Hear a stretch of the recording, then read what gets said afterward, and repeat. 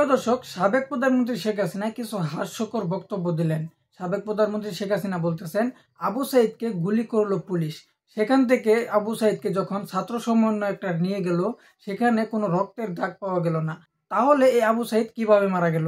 এমন হাস্যকর বক্তব্য শোনার পর আপনাদের কি মতামত অবশ্যই কমেন্ট বলবেন। চলুন প্রিয় দর্শক, কথা না বাড়িয়ে সে ভাইরাল ফোন আলাপটা শুনে আসি সাবেক প্রধানমন্ত্রী শেখ হাসিনা, তারপর বিস্তারিত আলোচনা করবো।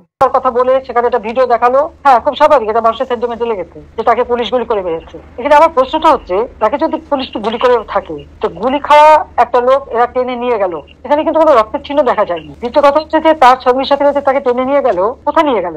যার গুলি লাগবে তাকে তো সাথে সাথে হাসপাতালে নেওয়ার কথা। হাসপাতালে নেবে, অপারেশন করে বুলেট বের করে তাকে বাঁচাবার চেষ্টা করবে।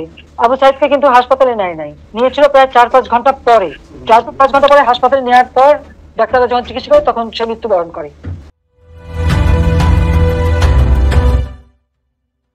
তার মাথায় আর একটা ভিডিওতে দেখা গেছে তার মাথা, ওরা যখন পুলিশকে ঢিল মারছে, সেও পুলিশকে মারতে এগিয়ে যাচ্ছে, তার মাথায় একটা ঢিল এসে পড়ে, সে মাথায় হাত দেয়। তাহলে প্রশ্ন যে এই একটা সেন্টিমেন্ট তুলে তারা যে এতগুলি জীবন নিয়ে খেললো, এর জবাবকে দেখবে। আমি যে জুডিশিয়াল কমিটি করে দিলাম এই হত্যা করতে আছে, এটা জবাব সেই জুডিশিয়াল থেকে সে তদন্ত। প্রিয় দর্শক, এক সময়ে বাংলাদেশের প্রধানমন্ত্রী ছিলেন আওয়ামী লীগ সরকারের শেখ হাসিনা। তার মুখে যদি এমন হাস্যকর বক্তব্যগুলো হয়, তাহলে এটা কি মানার মতো যোগ্য নাকি?